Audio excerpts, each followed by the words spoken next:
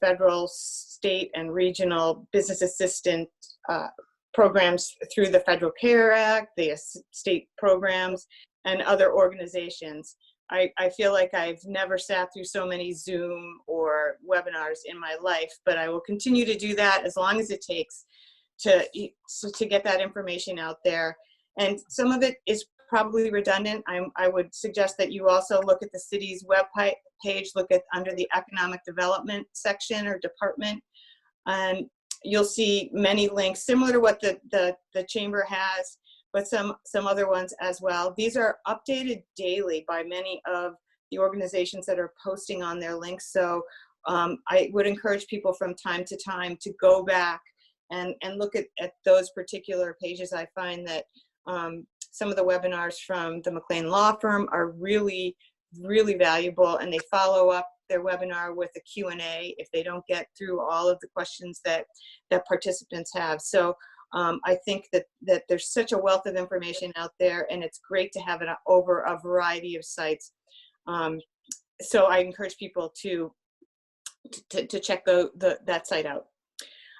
The economic development response from the Seacoast to this pandemic has been collaborative.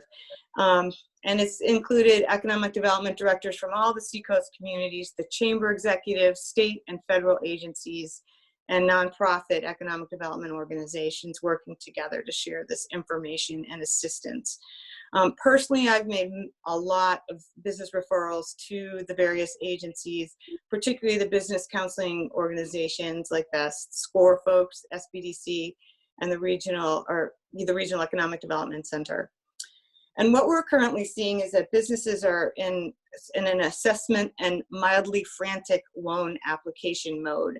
And that includes assessing and projecting cash flow and their ability to retain staff and reacting accordingly. It's been a little difficult reaching out to some businesses to assess their situation because they're predisposed with doing this type of thing, but also much of their workforce is at home. Some of the other efforts that the city has been undertaking with respect to business continuity and keeping services going include the implementation of the City Council and the DPW's new parking pickup zones for businesses that are operating for takeout or curbside pickup. So thanks to our elected officials and for public works staff to respond to that and get those signs up. They should be up, and people should be able to pull over and park for 15 minutes to pick up, and we encourage everybody to keep doing that. We've learned from some of our businesses this week that they are having success with meeting some of their expenses by operating this way. So that's been really encouraging. The city's also continued virtual inspections of development projects by the inspections department, and we've continued our land use application reviews by our city boards. So we're trying to keep churning through the development process, and we'll see where that ends up. And then on Monday, the City Council is going to be considering prorating the outdoor cafe licenses depending on how the season progresses and when things start to open up again.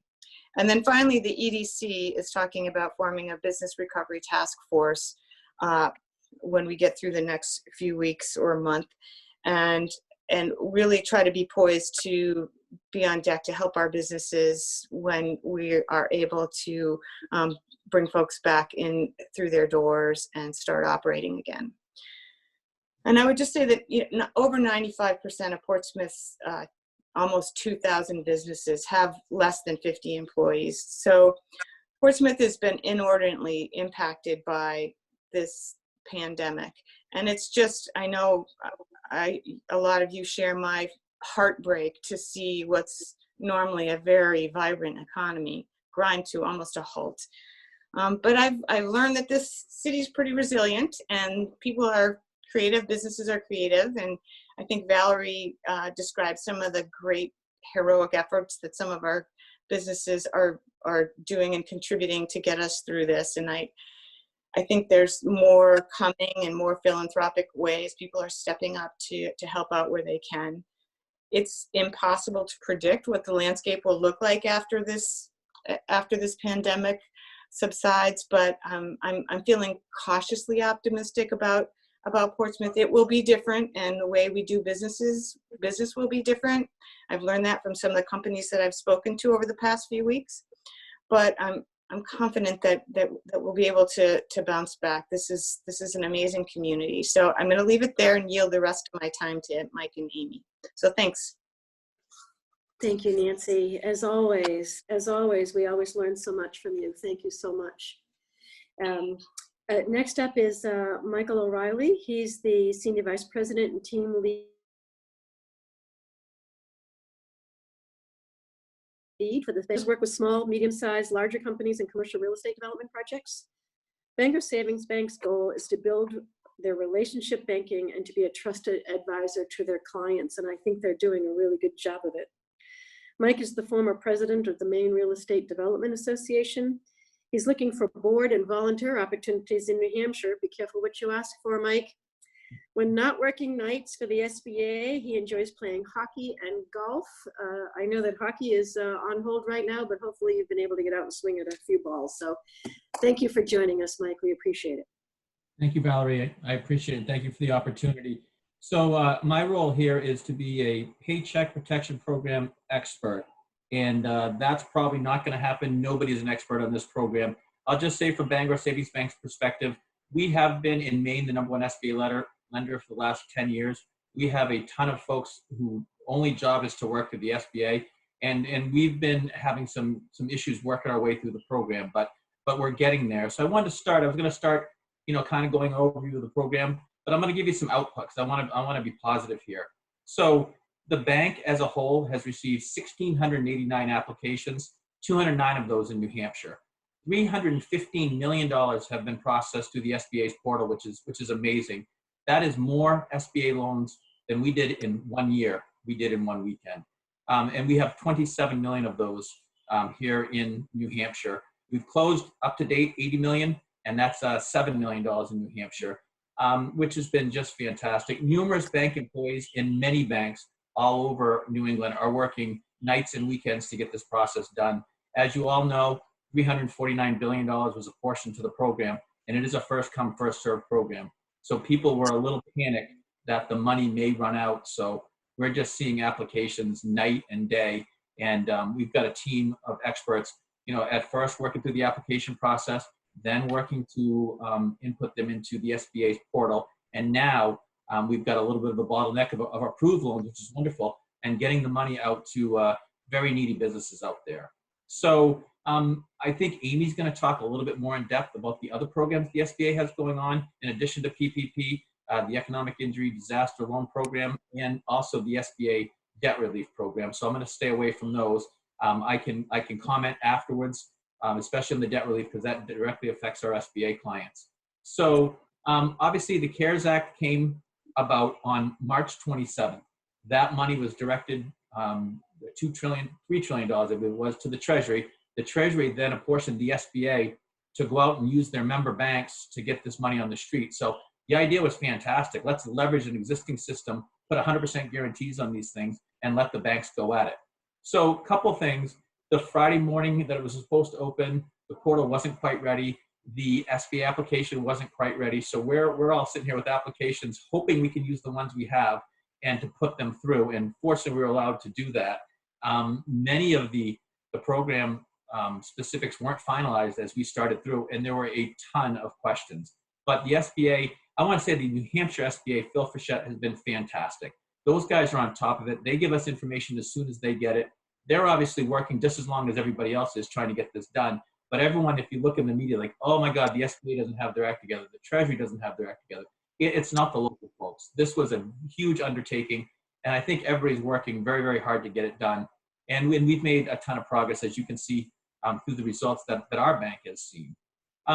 Then the fun stuff was we finally got all the loans in. We're starting to close. And we get a note from the SBA saying, stop closing loans on Monday night. We are going to change the application. We're going to change the documentation process. So again, everyone's head went down, like, oh my God, how are we going to do this? Fortunately, a lot of legislators and senators and folks in Congress went to the SBA on behalf of small business and said, hey, you've got dedicated SBA. We're a preferred lender. We've been doing this documentation for a long time. So they're allowing banks to use their own documents and continue closing loans, which is fantastic. As you might have seen, the program also originally said you got to close these loans in 5 days. It's like, holy cow, if we wind up with 1,000 loans ready to close in 5 days, we've got as many people as we can doing this. It's just not possible. So they extended that window to 10 days, which is wonderful. So we're full into it right now, as you can imagine. I did provide you, at least I provided to Ben, something from the bank's website, and you can go to bangor.com. And again, this isn't for Bangor Savings Bank. You can use this information for whatever bank you bank with. I will say that if you're coming to Bangor Savings Bank, we do require you to have a deposit account. And the reason for that is we're doing everything electronically. We close the loan and we automatically deposit the funds into your checking account. We have to have a streamlined process to handle this incredible volume that we're handling. So I provided in there, if you go into Bangor.com, there is a paycheck protection program application checklist to help guide you through the SBA's application and make sure you have all the things. There are certain things for Bank Secrecy Act and know your customer that we have to have for every loan, whether it's a PPP loan or any old loan. Some of those were lightened up a little bit by the Fed. Most of them weren't. So we still have to have that information. So each bank is going to need specific information on you in order to process these things. And I also included the SBA's application, which has gotten a lot better. There was a lot of questions on, okay, what qualifies for payroll? How does this work?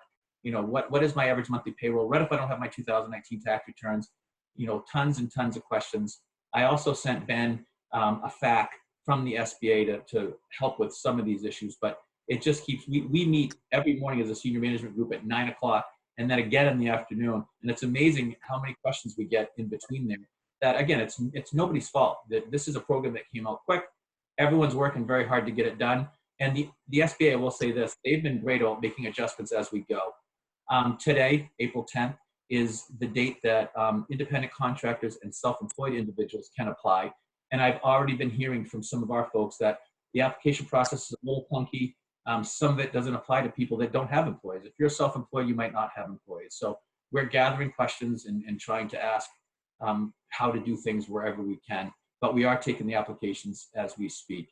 And built into the application, there are some instructions on page 3 about how you calculate the purpose of the loan, how you calculate your payroll, what counts, what doesn't count. And I also provided a copy of the SBA's website, which kind of goes through everything. If you want to have some fun, you can read the SBA's interim final rule. Not entirely sure what that means, but that is the name of the document. That is kind of the guidance point for everybody on these things and on where to go.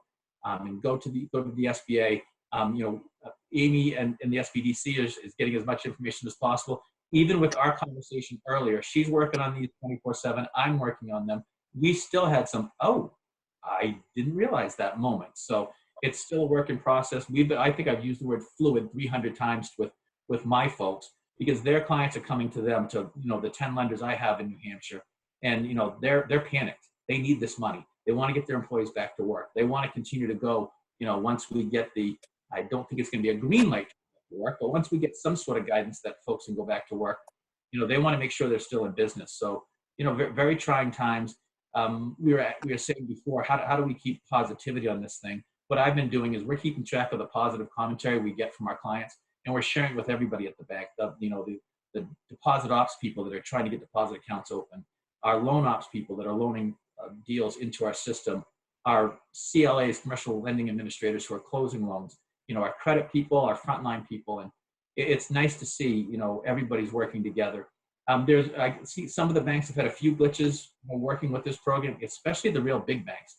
This can really affect their balance sheets, so they're trying to figure out how to navigate through.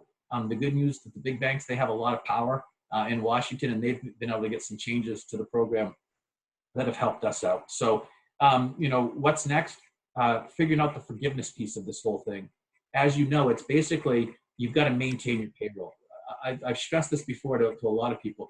This is the Paycheck Protection Program. The goal is to keep employees employed and keep them on payroll. So yes, if you get this money, they want you to rehire the employees and keep them on through the 8-week period when you can request forgiveness.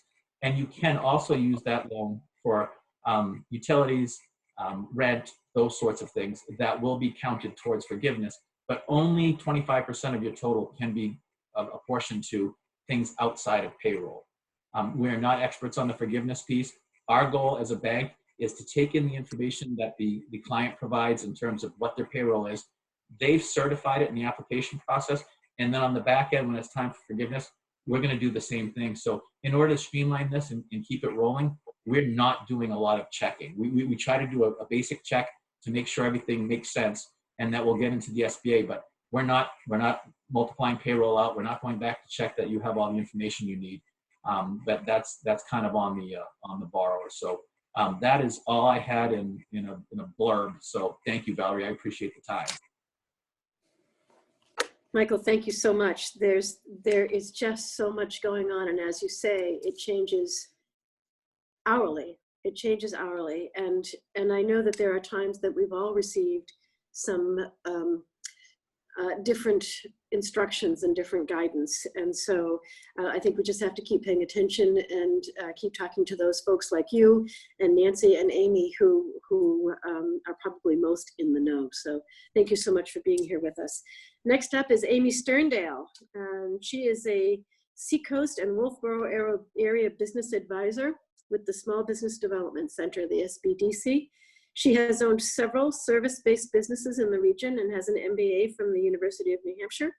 She's the co-producer of TEDx Portsmouth and is a past board member of the New Hampshire Women's Foundation and the Portsmouth Historical Society. She lives in Durham with her family, and later today she says she'll likely be baking.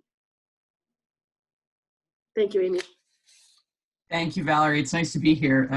And a little nod to Kathy Gunst, if anybody knows her and her new book, Rage Baking. That's probably a good spot for a lot of us to land these days. And I can bake even with the COVID rules.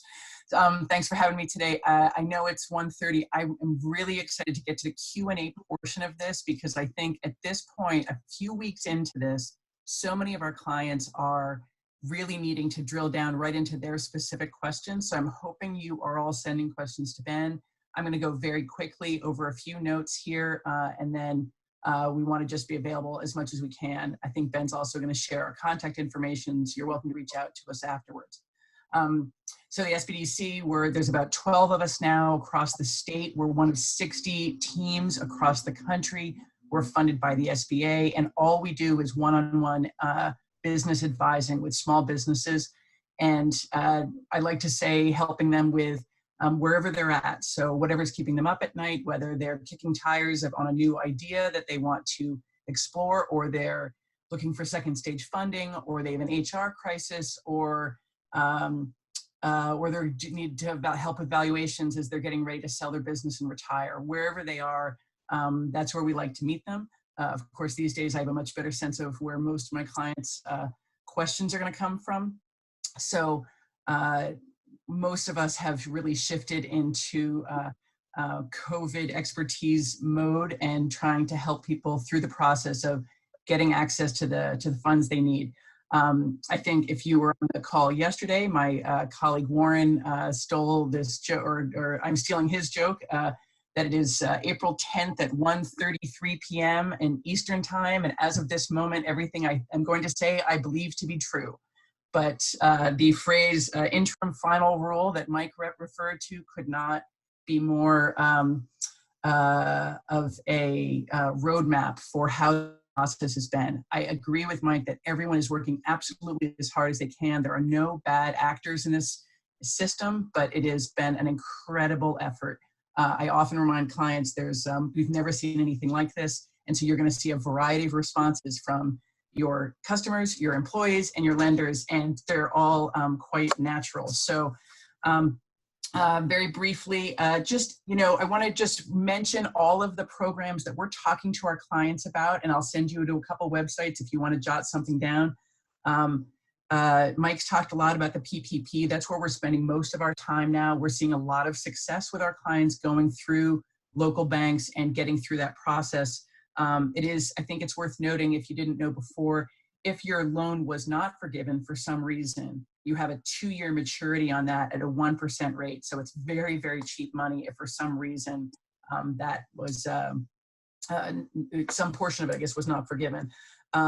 We also work with a lot of clients on the EIDL loan. That was the first relief to come out of Congress back in March, and it has been the slowest to come to fruition. I'm very pleased to say my first client, actually any of our first clients in the SBDC team, this morning came through with an email saying she had received her grant money in her bank account this morning for her EIDL loan, but that is the first one we have heard of.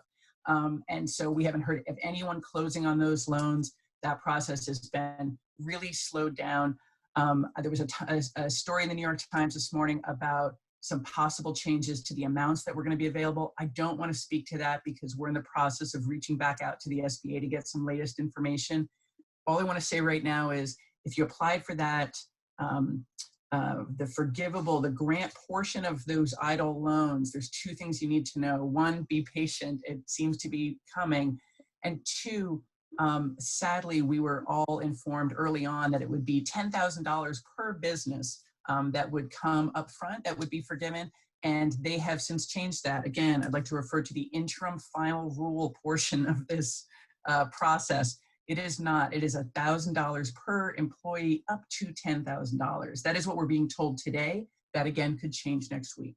But I want to make sure people who are mentally already looking at cash flow and spending that money or preparing to, as they wait for it to hit their bank account, that they have better information on what might be coming. But the EIDL loans, of course, are for operating costs and payroll.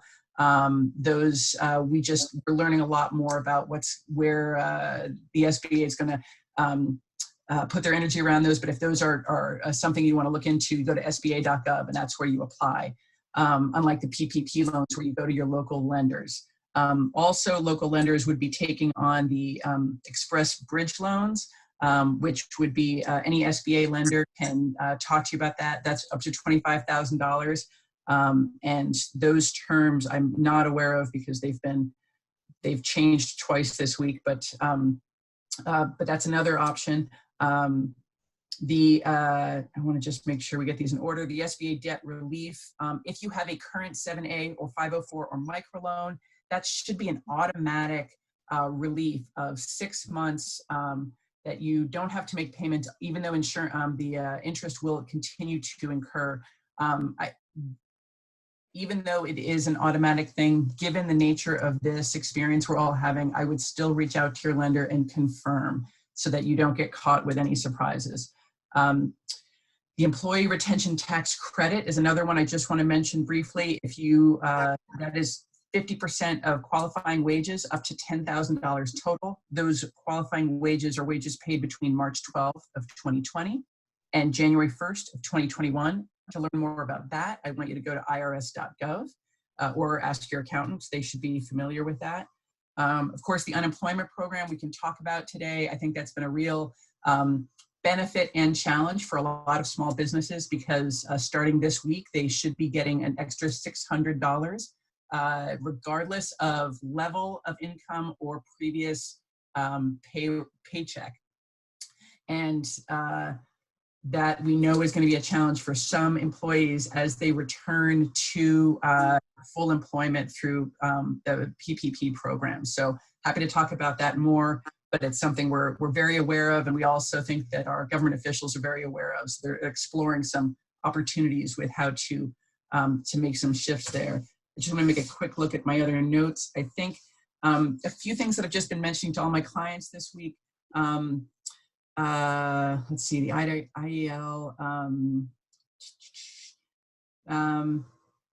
businesses applying for the PPP should apply soon. As far as we know now, that money will run out at some point. But even if you have to use the money soon, I want you to think about your cash flow through the second quarter so that you're making sure that you're planning for that, because that may not all be covered by any of these relief options that you have access to. The last note that I just want to make today for people doing the PPP loans, it's really important that you do screenshots of the forms as you're doing them because they're all happening online. And because this was all set up so quickly, I'm hearing that a lot of banks are not sending out copies of those forms or confirmation that they received them. So if you can screenshot everything as you go, including that final yes, receipt page, then you may be glad you have that later. And with that, I would love to put it back to Ben for questions. Thanks so much, Amy. There's so much information that is out there, and we appreciate that you're here to share it with us. So, Ben, if you have a number of questions, one clarifying thing I would ask you, Amy. This SBA debt loans, 7A, 504, and microloan. I know the SBA will pay the principal for 6 months. Should we assume that is that a loan? Is that a grant? What is that? I understand that the interest continues to add up. That's on current loans. That's on loans that are already held. Right. So at the end, will the borrower owe the SBA back for 6 months worth of principal, or is that just paid off? I believe it's paid off. I'm just going to look up and see I just want to make sure I can get the right page here and that we're giving the best information. Okay, so while you're looking that up, I'm going to turn it back over to Ben, and perhaps you can hop back in when you've got the information so that we can get some more questions asked. So Ben, thank you. Sure. Our first question, I'm actually going to let him ask it directly. We're going to go to North Sturvant of JSA Architects. So we'll put North on the screen here, and he's got a question. Go ahead, North. Thanks, Ben. So this is a question. I suppose this is for either Amy or Mike. Our company uses a payroll company, ADP, and in doing so, that we've established a co-employment arrangement with them. So when our bank asked us for Form 940, we could not provide that because ADP has a Form 940 for I don't know how many hundreds of thousands of people. And I got kind of a vague answer from the bank that might be okay, but that didn't give me any real sense of comfort that our application isn't going to be hung up in some weird cyberspace on a technicality or something that we're not even able to provide. Yeah, Mike, you may know this more specifically, but I believe that the payroll companies cannot claim in those relationships for these loans, they cannot claim those employees. Mike, do you know? That's the way I understand it also. Not definitively though, I hate to say, but that is the way I've seen those when they've come through. Yeah. Okay. So we have a couple other questions here. One question came across, is there a difference in this setting? I think this is for you, Mike, so I'll leave you up there. Is there a difference between a sole proprietor and self-employed? I think we had the same issue to figure out who was who. I think a self-employed person obviously has no employees reporting their income on their Schedule C of their tax return. So that's what we had for a self-employed person, basically no employees and getting their income off their Schedule C net income. Okay. Yeah, I would just add that I think of a sole proprietor as somebody who's actually registered a business and as a business entity in New Hampshire. So that may be different, but they also do a Schedule C. So as far as this, who can apply today, I think it should be the same. Both. Yes. Great. And from Councilor Lazenby, he wanted to know if we have a sense of the timing, maybe Amy, this might be best for you, for businesses to receive funds if they've been approved for the PPP. Yeah, I think those have been happening really fast. I mean, I've seen, as I can nod to Mike here, I know somebody who applied on last Friday night, and she had the money on Sunday night, 48 hours later in her bank account. So that's the fastest I've heard.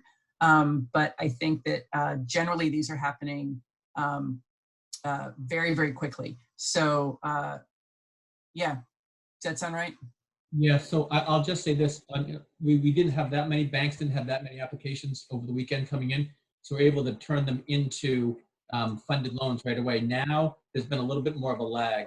The lag that was between application process and SBA approval has now switched from SBA approval to funding. So that lag's getting a little bit out there. We were turning around in 48 hours. I think it's expanded to maybe 72. And we're working, we've got more people on it to try to get these loans closed. Amy, can I mention something real quick you mentioned on debt relief? For those businesses out there that came into the banks, Bangor Savings Bank, whomever, and asked for either some interest-only help or some payment deferment help, you can go back to your bank because the SBA is going to pay you 6 months worth of payments. You can go back to your bank, either reverse that, 90, 180 days that you're not paying, or that interest-only period. So you can take full advantage of the SBA. We're going to be sending out letters to folks. We've just got some confirmation from the SBA on that program. So just wanted to mention that. Go see your banker if you want to have questions on that. Excellent. Okay, I think that's it for the questions that I had. I will, before I turn it over to Valerie for some closing here, I will give a shameless plug for our Business After Hours event happening towards the end of the month on the 23rd, who happens to be sponsored by Bangor Savings Bank. So it'll be our first online Business After Hours. So I think Bangor is going to drop off 2 drinks at everyone's house. So I don't know how they're going to do that. You might want to have a backup drink just in case that doesn't work out. But we'll be doing that on the 23rd, 5 to 7 through Zoom. It will certainly be different, but I think it's going to be a lot of fun and be a great networking opportunity. So I'll turn it back over to Valerie for some closing remarks, and that's it. Thanks, Ben. We're all trying to do everything virtual, right? How many of you are having virtual friends parties or house parties? I know that I have a sing-along with friends in Scotland every Saturday night at 5:30 our time, 10:30 their time. So we're making it work. We're all making it work. So Business After Hours, Connect and Collaborate, morning mixers are all happening virtually. Take a look at, again, portsmouthcollaborative.org and look at the calendars and see what's coming up for events that are now online and webinars that are really important for us all. So I want to share with you that next week, April 17th at 1 o'clock, Chamber Chat Live, we'll host some medical professionals that are certainly working with COVID-19, but also, there are a lot of us that I still have some health questions or need some health resources, and they're not affiliated with COVID-19. It has nothing to do with COVID-19. And I know that there's a lot of anxiety about, well, can I go to the hospital? Can I go to my doctor's? My doctor is busy enough as it is, so on and so forth. So we're going to have some folks from the Convenient MD, from Portsmouth Regional Hospital, and I am waiting for confirmation from the fire department. So hopefully we have Chief Germain with us next week. I don't know, they're all pretty busy, but the Convenient MD and Portsmouth Regional Hospital have confirmed that they will be with us next week. So very happy to hear about that, relieve some of that anxiety. Last week we had a little song from the Seacoast Rep, a little performance from the Seacoast Rep. I want to just announce, please stay on once we wrap up here, because DJ Scooch is going to give us a little bit of music and fun. So we want everybody to go away happy. I want to thank Nancy Carmer, Mike O'Reilly, and Amy Sterndale for being here with us. It's not like they have nothing going on in their own realms. So the fact that they took the time to spend an hour with us today, I think is critically important. You've got their contact information. If you have more questions, please reach out to them directly. But we truly appreciate that you've been here today, all of you, and all of our participants. So thank you for being here. Hopefully we'll see you next week, same time, same place. Be well, be kind. Let's help each other get through this. We're in this for the long haul, and we'll be with you as we navigate through. So stay tuned for DJ Scooch and walk away happy. Thank you. Happy Easter. Happy Easter. Thank you. Thanks, Valerie. Happy Easter. Thank you.